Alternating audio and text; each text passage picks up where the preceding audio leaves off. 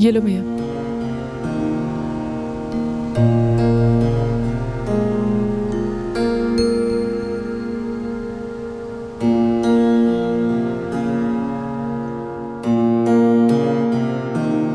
ताला ये कहाँ चले गए?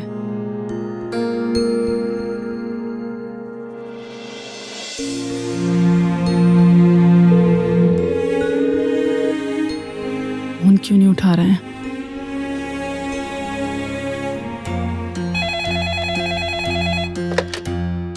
हेलो। हाँ, कौन बोल रहे हैं? जी हाँ, प्यून रामदीन बोल रहा हूँ। हाँ रामदीन, सुरेश साहब से बात कराओ। मैं शालिनी बोल रही हूँ, उनकी वाइफ। वो तो पिछले 3 दिनों से ऑफिस नहीं आए और छुट्टी की अर्जी भी नहीं दी है। अच्छा ठीक है। ठीक है। प्रेमा, प्रेमा। अरे शालिनी तुम? वो घर पर ताला लगा हुआ है, सुरेश बता के कहाँ है? तुम गई तब से मुझे सुरेश तो दिखाई नहीं दिया, और घर पे भी 3 दिनों से ताला ही लगा हुआ है।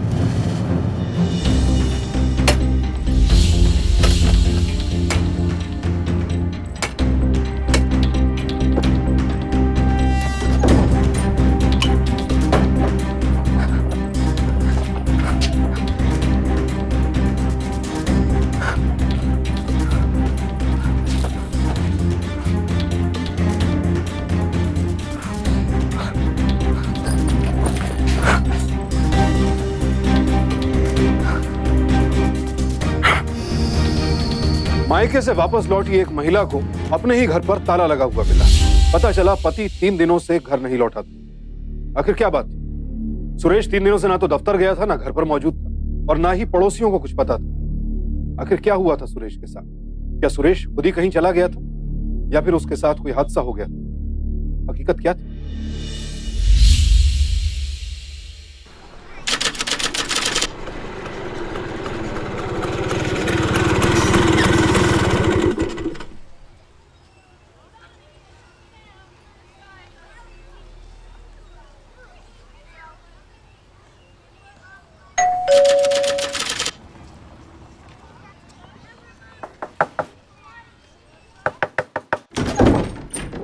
अरे ऑफिस से जल्दी आ गए आज? क्यों? जल्दी आकर कोई गलती कर दी मैंने? अरे मेरा ही घर है। तुम हर बात का टेढ़ा जवाब क्यों देते हो? क्या करूं, आदत सी पड़ गई है। Good evening sir. तुम्हारी ट्यूशन अभी तक खत्म नहीं हुई? हाँ, वो कुछ ही दिनों में एग्जाम्स है ना। हायर सेकेंडरी के एग्जाम हंसी खेल तो होते नहीं है, इसीलिए। तुम लोग जाओ, कल शाम 5 बजे शार्प। Okay ma'am. जी मैम।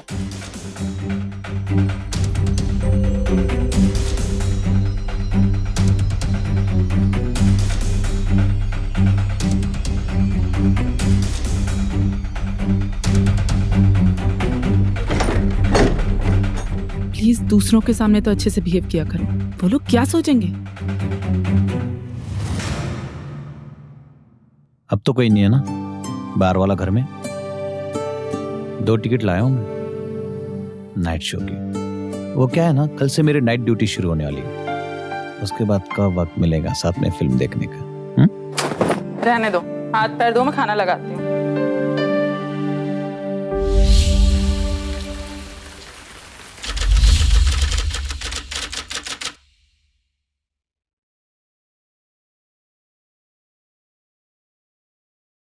शालिनी, शालिनी चाय पिलाओ भाई।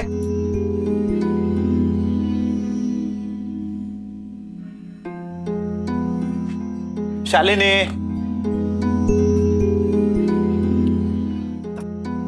शालिनी,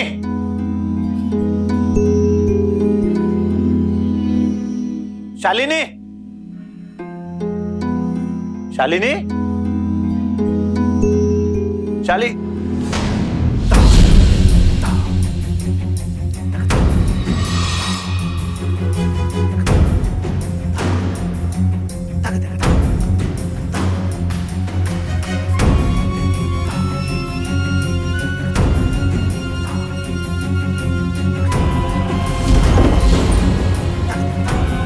अरे आप उठ गए? मैं आपके लिए अभी चाय बना देती हूँ।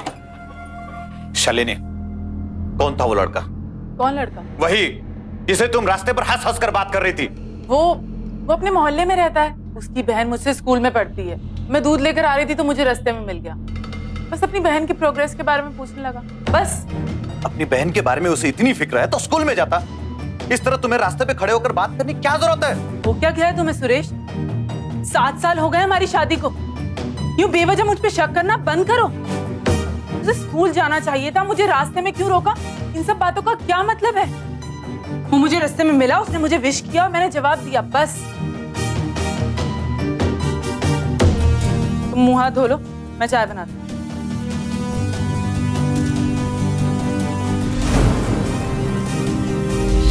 अपनी पत्नी को एक अजनबी नौजवान से हंसी मजाक करते देखकर सुरेश नाराज हुआ तो ऐसा नहीं था कि वो शक्की मिजाज पति था। वो परेशान इसलिए था क्योंकि ये पहली बार नहीं हो रहा था और उसकी पत्नी उससे ये बात छिपाने के लिए झूठ बोल रही थी। दरअसल सुरेश जहां काम करता था वहां अक्सर उसकी नाइट ड्यूटी होती थी, इसलिए उसे लगने लगा था कि कहीं शालिनी के कदम बहक तो नहीं गए। और उसका ऐसा सोचना महज उसका वहम है या हकीकत, ये पता लगाने के लिए वो कई रास्ते अपनाकर हार चुका था और अब उसका शक उसे भीतर ही भीतर खाए जा रहा था।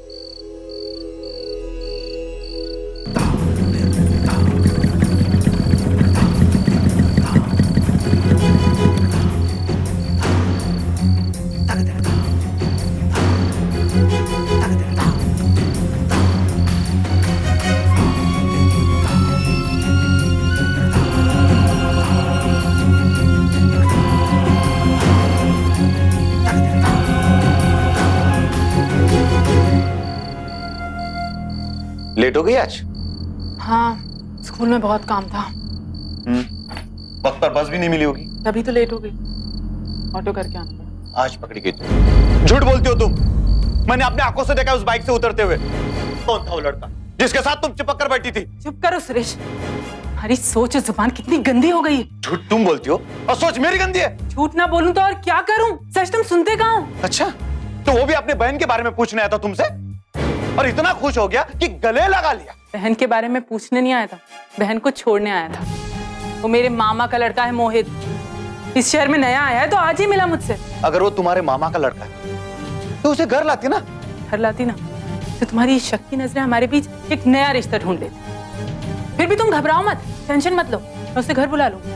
अच्छे से इंटरव्यू लेना।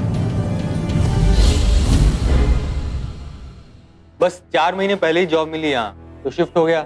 मुझे तो पता ही नहीं थी कि शालिनी दी यहाँ रहती हैं। वो तो लकीली कल रास्ते पे मिल गई। थैंक गॉड, अनजान शहर में कोई अपना तो है। बस कभी कभी आपसे मिलने आ जाया करूंगा जीजा जी।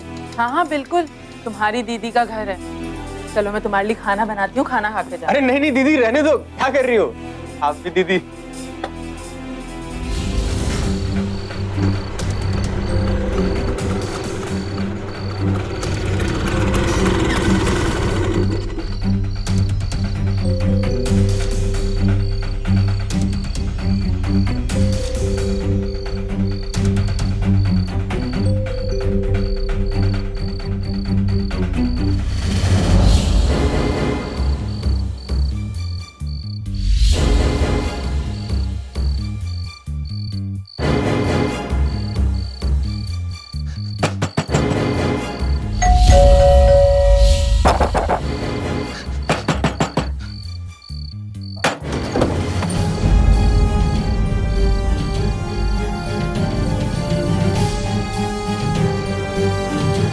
इतनी देर क्यों लगा दी तुमने दरवाजा खोलने में? वो मैं अंदर थी। ऐसा कौन सा काम कर रही थी तुम?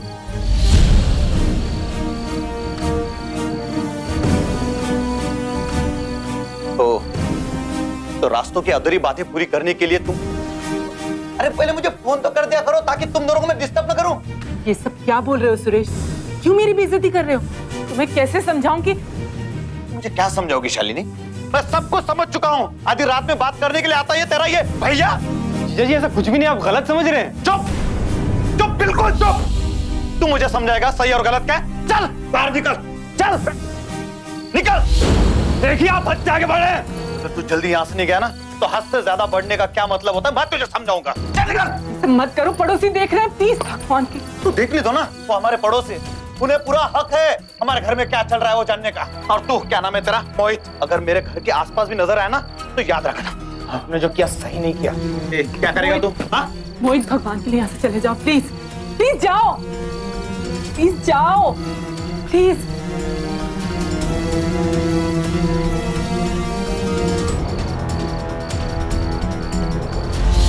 आपको क्या लगता है, क्या सुरेश की परेशानी वाजिब थी?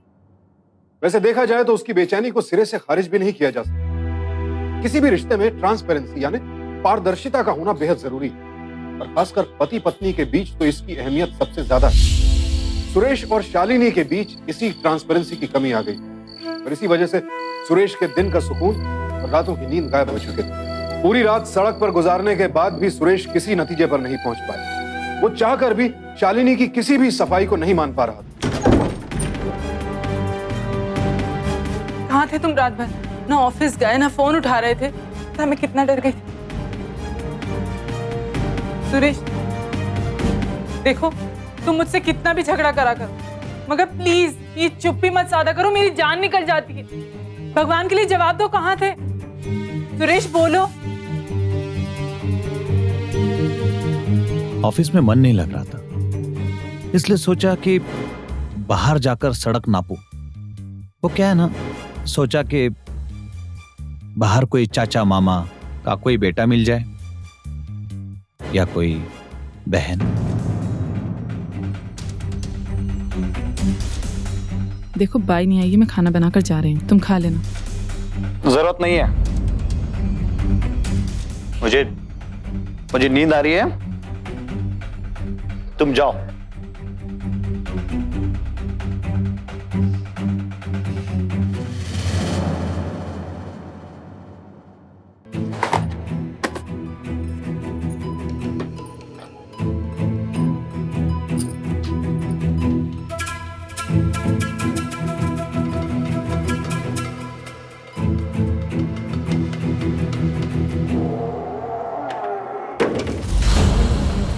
शालिनी को अनजान लड़कों के साथ घुल मिलकर बातें करते और उनके साथ आते देख सुरेश के दिमाग में ये बात बैठ गई थी कि उसकी पत्नी उसे धोखा दे रही है। इसलिए सुरेश ने अपनी पत्नी का पीछा करना शुरू कर दिया।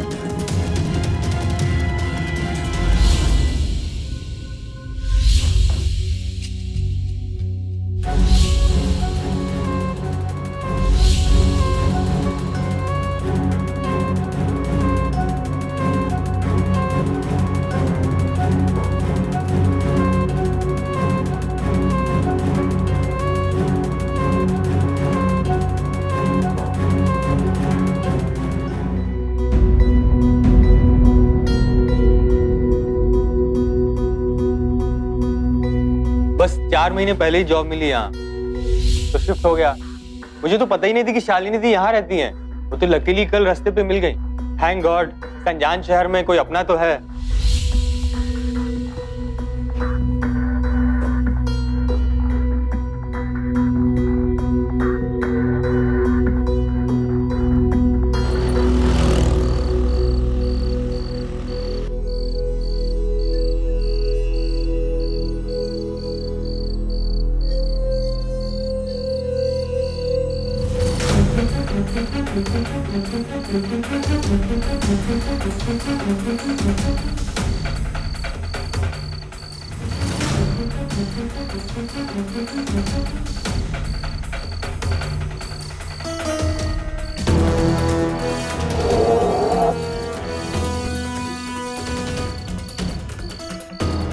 चला ना, औरत दरवाजा खोल वरना तोड़ दूंगा। खोल दरवाजा, दरवाजा खोल दिया है नहीं? खोल खोल दरवाजा।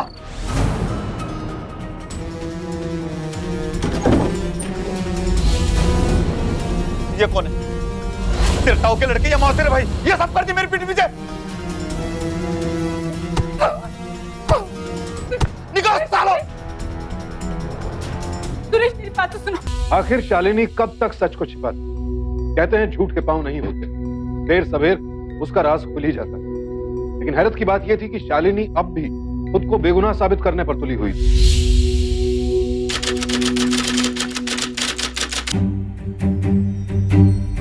तुम्हें मेरी बात पर अब भी भरोसा नहीं हो रहा ना? ठीक है, तुम्हें मेरी शक्ल भी नहीं देखनी। मैं जा रही हूँ अपने मायके। जाओ, दफा हो जाओ यहां से और वापस आने की गलती भी मत करना, समझी तुम?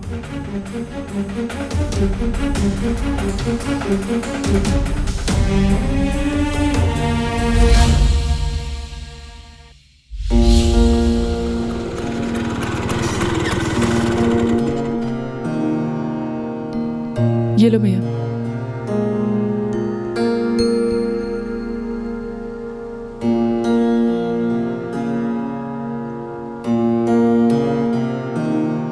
ताला ये कहाँ चले गए?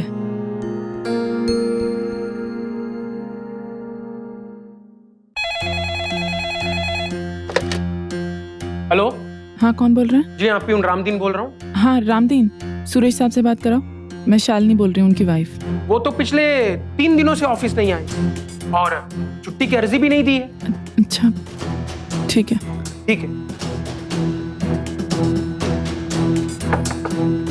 प्रेमा, प्रेमा, अरे शालिनी तुम? वो घर पर ताला लगा हुआ है। सुरेश बता के गए कहाँ है? तुम गई तब से मुझे सुरेश तो दिखाई नहीं दिया, और घर पे भी 3 दिनों से ताला ही लगा हुआ है।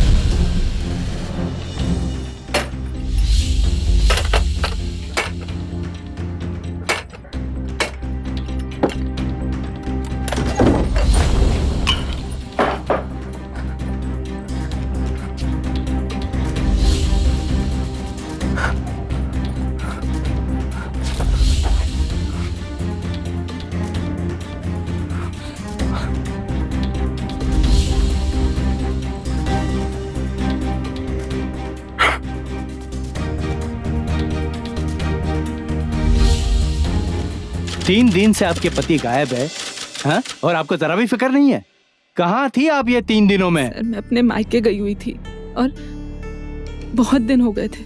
जब मैं घर लौटी तो मालूम पड़ा कि 3 दिन से सुरेश घर नहीं आए और वो ऑफिस भी नहीं गए। आपका अपने पति के साथ कुछ झगड़ा हुआ था? नहीं सर, मेरे पति सुरेश बहुत अच्छे आदमी हैं। इनफैक्ट मोहल्ले और ऑफिस में सब उनसे बहुत प्यार करते हैं सर। एक काम कीजिए, आप सुरेश जी का नंबर दीजिए, मोबाइल नंबर, आपका नंबर दीजिए और आपके पति का फोटो दीजिए।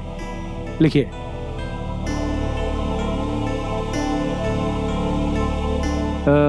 ठीक है, जैसे हमें कुछ पता चलता है हम आपको कॉल करके बता देंगे। Thank you.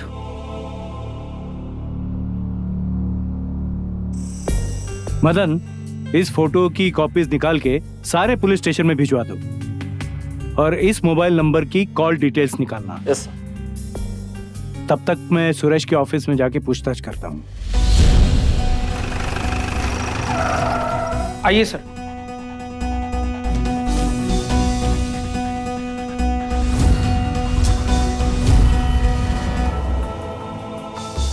सुरेश को तो जानते ही होगे ना? कैसा आदमी था? इन्हें कुछ परेशान करता है या कुछ झगड़ा या किसी से कोई दुश्मनी? अरे नहीं सर, सुरेश की किसी से कोई दुश्मनी नहीं थी सर। सर वो तो बड़ा ही हंसमुख और मिलनसार आदमी था। जी हाँ सर, और कुछ दिनों से वो बहुत परेशान भी थे। अच्छा, वो क्यों परेशान था? कभी उसने बताया आपको? नहीं, मतलब मैंने पूछने की कोशिश की, लेकिन वो बीमारी का बहाना करके बात को टाल दिया करते थे। और हाँ सर, अक्सर काम से जल्दी भी निकल जाया करते थे। सुरेश ना बात बात पर शक करता था अपनी बीवी पर, और इसी वजह से आए दिन झगड़ा ही होता रहता था मियां बीवी में। अब कुछ 5-7 दिन पहले किसी लड़के को लेकर सुरेश और शालिनी में बहुत लड़ाई हुई थी। हाँ साहब, कोई मोहित करके लड़का आया था उनके घर पे, और शालिनी बता रही थी कि वो उसके मामा का लड़का है। और फिर मैंने ये भी सुना साहब कि वो सुरेश को धमकी दे रहा था, कह रहा था कि मैं तुझे देख लूंगा। अच्छा,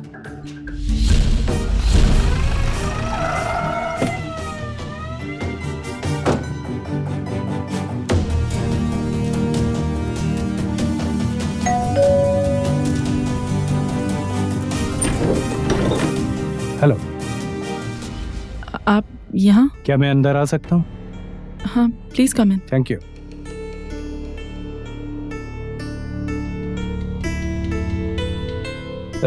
ये कौन है? ये मेरे स्टूडेंट्स हैं, मैं इन्हें ट्यूशन पढ़ाती हूँ। मुझे आपसे कुछ जरूरी बात करनी थी। हाँ?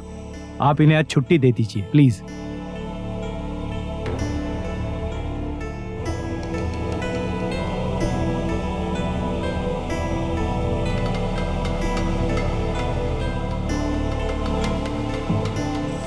जी बोलिए। मोहित को तो आप जानती होगी ना? मोहित? मोहित वो मेरा फ्रेंड है। फ्रेंड?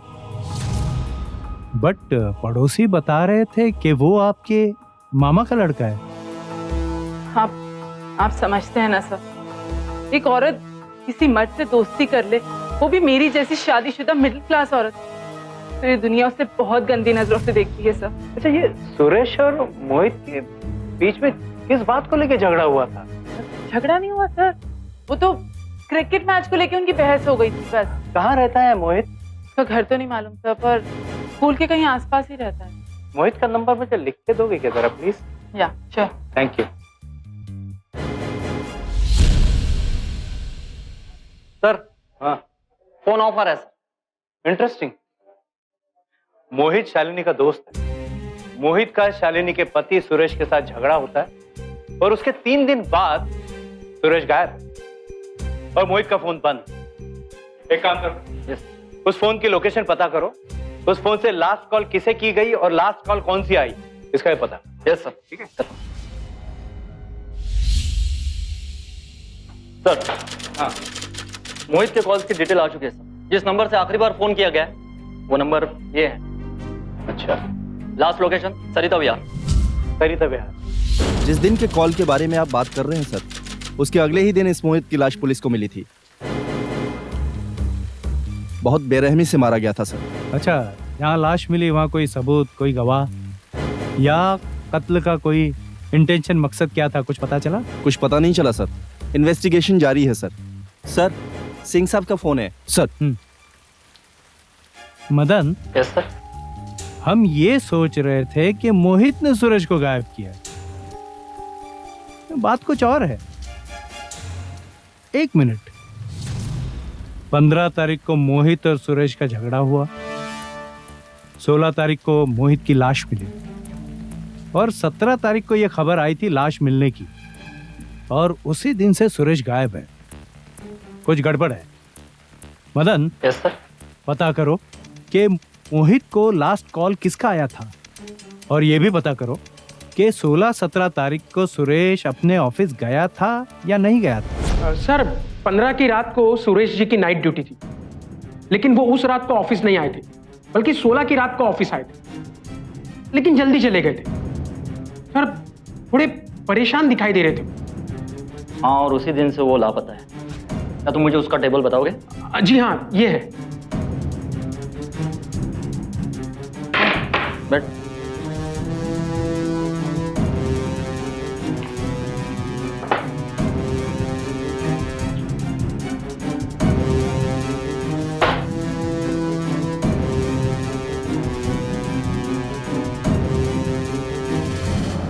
गुत्थी सुलझने के बजाय और उलझती जा रही थी। पुलिस ने तहकीकात में कोई कसर नहीं छोड़ी, लेकिन कोई सिरा हाथ नहीं लग रहा। अब तक सुरेश को ढूंढने के उद्देश्य से चल रही तहकीकात में मोहित के कत्ल की गुत्थी आकर भी उलझ गई। तो क्या मोहित का मर्डर सुरेश ने किया? सुरेश के पास कत्ल का उद्देश्य भी था और वो गायब भी था। मोहित के कत्ल का मुख्य संदिग्ध सुरेश ही नजर आ रहा था। ऐसे में यह केस पुलिस के लिए एक बड़ी चुनौती बन चुका था, पर पुलिस ये भी जानती थी कि अगर एक भी सुराग हाथ लगा तो कातिल उनकी गिरफ्त में होगा। लिहाजा पुलिस सरगर्मी के साथ उस एक सुराग की तलाश में जुट गई। क्या मोहित का खून हो गया? हाँ, मोहित का खून हो गया, लेकिन कैसे हुआ ये नहीं पता। लेकिन आपको नहीं पता, ताज्जुब लग रहा है मुझे। आप न्यूज़पेपर नहीं पढ़ती? मैं अक्सर न्यूज़पेपर नहीं पढ़ती, टाइम नहीं मिलता। टाइम का ही गणित है सर। आपका पति के साथ मोहित का झगड़ा हुआ, दूसरे दिन मोहित का खून हो गया और उसके 2 दिन बाद आपके पति गायब। हो सकता ना कि गुस्से में आकर उन्होंने मोहित का खून कर दिया हो और पकड़े जाने के डर से गायब हो गए हो। मुझे कुछ समझ में नहीं आ रहा। सुरेश ऐसा नहीं कर सकते, वो तो एक चींटी तक नहीं मार सकते। मुझे यकीन नहीं हो रहा। Excuse me. हाँ मदन बोलो। सर मोहित को लास्ट कॉल जिस नंबर से आया था, वो नंबर किसी राहुल नाम से रजिस्टर्ड है। टेलीकॉम कंपनी से जैसे हमने एड्रेस निकलवाया और वहां पर जाकर पूछताछ की तो वहां कोई नहीं था सर। मुझे ऐसा लगता है सर फर्जी आईडी देकर नया सिम कार्ड खरीदा गया है। एक काम करो, वो सिम कार्ड जिस डीलर ने इशू किया उसका पता लगा। ये नंबर देखो, इसका सिम तुमने किसे बेचा था? एक minute sir.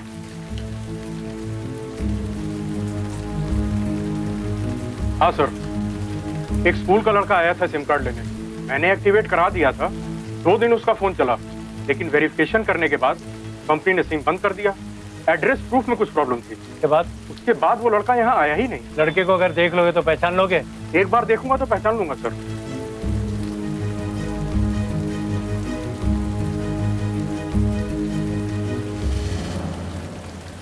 Madan, yes sir.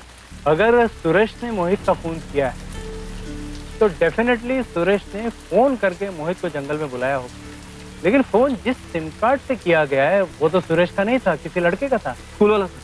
हाँ, कौन होगा उस स्कूल का लड़का?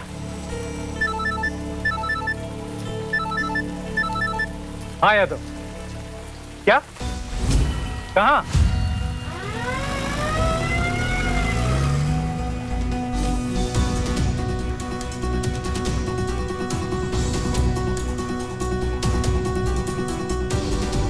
Madan, yes sir. ये लाश का चेहरा ऐसे ही खराब नहीं हुआ है। इस आदमी का कत्ल करके इसका चेहरा कुचल दिया गया है ताकि लाश की पहचान ना हो। पोस्टमार्टम में भेजो इसे। यस।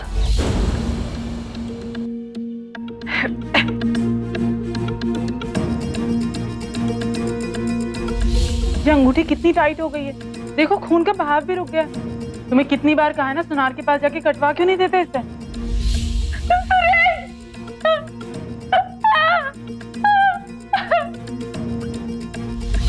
मुझे हमदर्दी है आपसे शालिनी जी, मगर सुरेश की हत्या हुई है, वह आत्महत्या नहीं है। क्योंकि मरने के बाद आदमी अपना चेहरा नहीं कुचल सकता है। अब सवाल ये उठता है कि सुरेश को मारा किसने?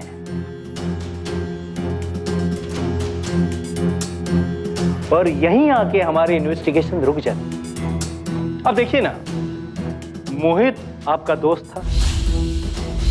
आपके पति सुरेश को मोहित पे शक हुआ, दोनों में झगड़ा हुआ और उसके अगले दिन सुरेश की लाश मिलती है। ये लाजमी है कि सुरेश ने ही मोहित का खून किया होगा। अगर सुरेश ने मोहित का खून किया है तो फिर सुरेश को किसने मारा? मैं आपका इशारा समझ रही हूँ इंस्पेक्टर। मेरी दिन की ड्यूटी होती है और सुरेश की रात की। ना हम मिल पाते थे, ना बात कर पाते थे। इन सब के बीच में मैं बह गई थी सर। दरअसल मेरे हस्बैंड के अलावा भी मेरे बाकी लोगों के साथ ताल्लुकात थे। मोहित से और जो लड़के मेरे घर ट्यूशन पढ़ने आते थे उनसे भी। और एक लड़का मेरे घर के पास में रहता है। लेकिन जब मोहित के मर्डर के बारे में पता चला तो मुझे लगा कि इसके पीछे सुरेश का हाथ, क्योंकि उसे हम दोनों के बारे में सब पता चल गया था सर। लेकिन जब सुरेश भी मुझे लगता है सर कि सुरेश ने उन चारों लड़कों के साथ झगड़ा किया और उन चारों ने सुरेश को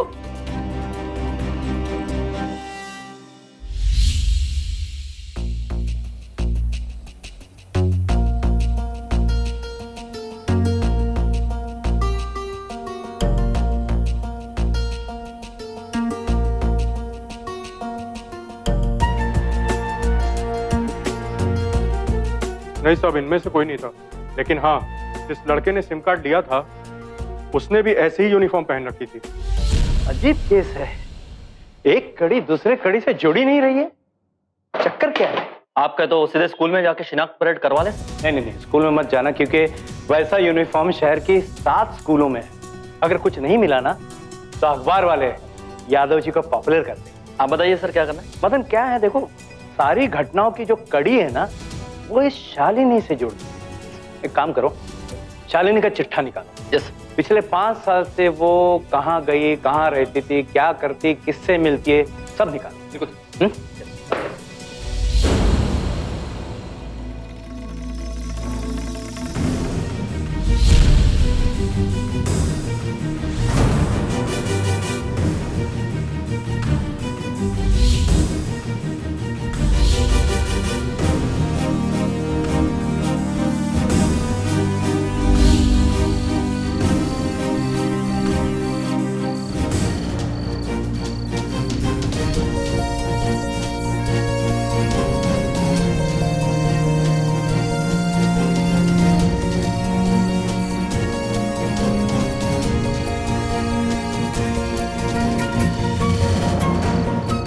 जा बेटा, बहुत होगी मस्ती अभी।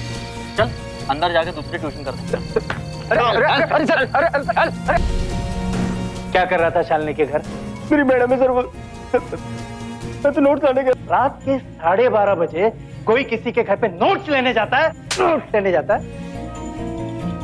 सर टीम डीलर आया सर। ले आओ उसे। आयो। चेहरा दिखा, चेहरा दिखा, चेहरा दिखा।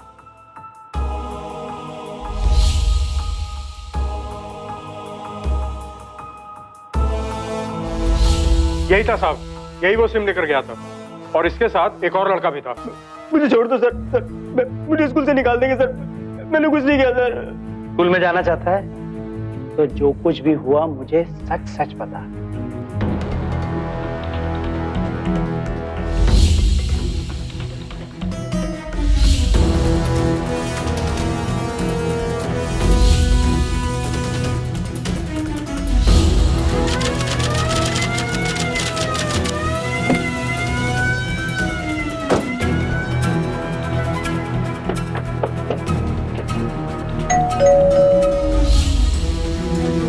इस वक्त कौन आया? तुम यहीं रुको, मैं देख के आती हूँ।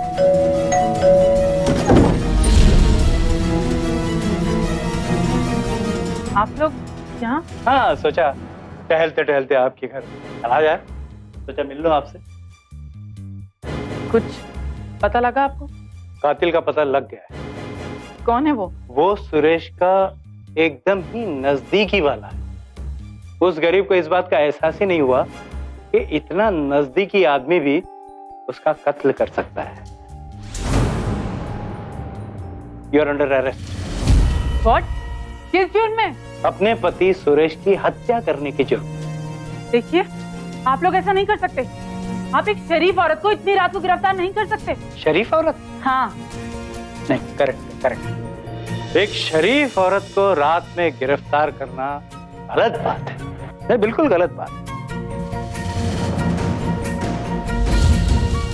और आप जैसी शरीफ औरतों के लिए हमने लेडीज कांस्टेबल भी लाई। देख क्या रहे हो? अरेस्ट करो। देखिए, आप छोड़ो मुझे। आप ये गलत कर रहे हैं। आप मुझे गिरफ्तार नहीं कर सकते। बाद में बात। चलिए मैडम। कानून मैं भी जानती हूँ। अरे ले जाओ उसे। छोड़ो मुझे। जाइए। देखिए, आप जो कर रहे हैं ना, ये बहुत गलत कर रहे हैं। मैं आपसे कह रही हूँ कि मैंने कुछ नहीं किया है। अरे मैंने कुछ नहीं किया है। टीचर जी, आपके कारनामों के चश्मदीद गवाह है हमारे पास। मदन। Yes sir.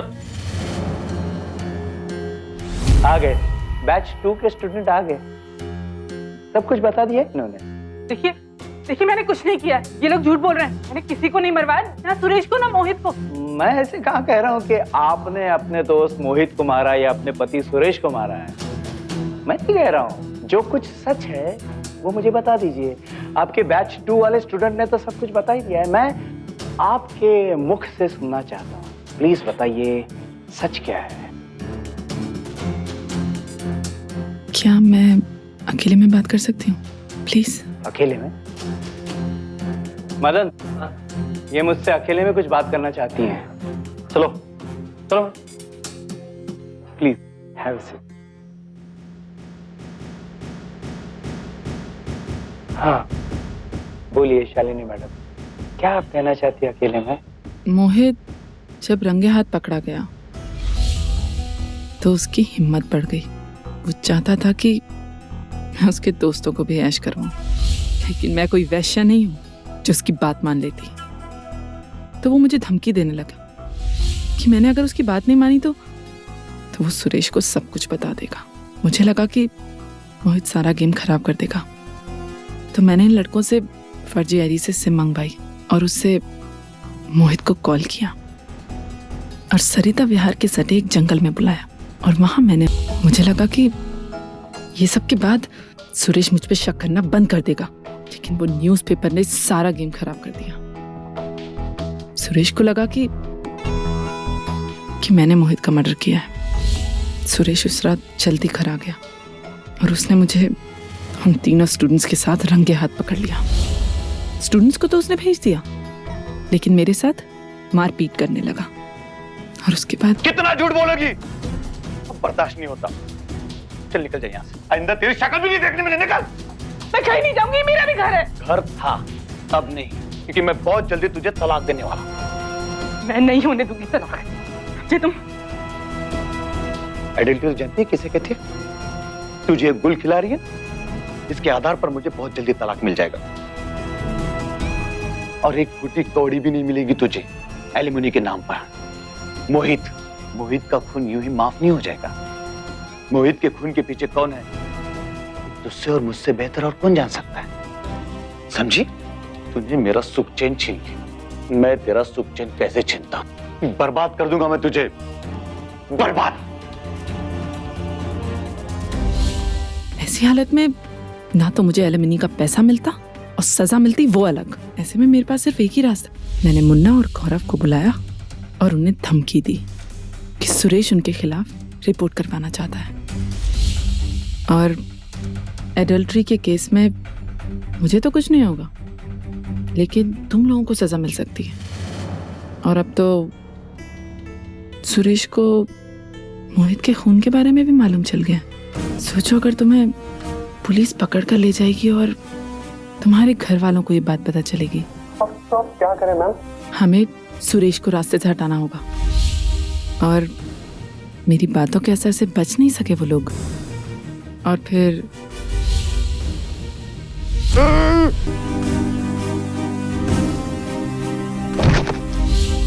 पति था मेरा, तो मेरी जरूरतों का ख्याल रखना चाहिए था। जब अपने आंगन में चारा नहीं मिलता ना, तो जानवर दूसरे के आंगन में ही मुंह मारेगा। आपको सब कुछ सच सच बता दिया है, तो अब अगर आप चाहें तो अपने तक रख सकते हैं। इसके बदले में ये स्टूडेंट्स है ना, बहुत पैसा देंगे आपको और बोनस में, और जो बदले में मैं दूंगी कोई और नहीं दे सकता।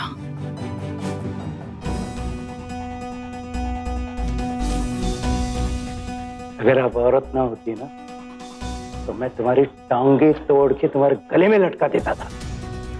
शर्मा मैडम आइए, टीचर जी को गिरफ्तार कर लीजिए। एक मिनट, आपने जो अपने मुख से कन्फेशन किया है ना, वो रिकॉर्ड हो चुकी है। वो रहा कैमरा। Thank you. ले जाओ इसे। अपनी जरूरतों को पूरा करने के लिए जो रास्ता शालिनी ने चुना, उसने अपने साथ साथ और कई जिंदगियां बर्बाद कर दी। तो भूल गई कि वो एक शिक्षिका थी। उसका काम नई पीढ़ी को, अपने स्टूडेंट्स को सही रास्ता दिखाना था, ना कि उन्हें अपराध के रास्ते पर धकेलना। पुलिस जांच के बाद मुकदमा चला और शालिनी को एक से ज्यादा हत्याओं, अपहरण और व्यभिचार यानी अडल्ट्री का दोषी पाते हुए अदालत ने उसे आईपीसी की धारा 364, 497 और 302 के तहत उम्र कैद की सजा सुनाई। हत्या में शामिल अपराधी छात्रों को बाल सुधार गृह भेज दिया गया। याद रखिए दोस्तों, बुरा रास्ता कभी भी सही मंजिल तक नहीं पहुंच सकता। अपनी पत्नी की हरकतों की जानकारी मिलने के बाद जब सुरेश ने उससे अलग होने का फैसला किया, अगर उसी वक्त उसने कानूनी प्रक्रिया का सहारा लिया होता तो शायद आज नौबत यहां तक कभी ना पहुंचती। इसीलिए सावधान रहें, सतर्क रहें, सुरक्षित रहे।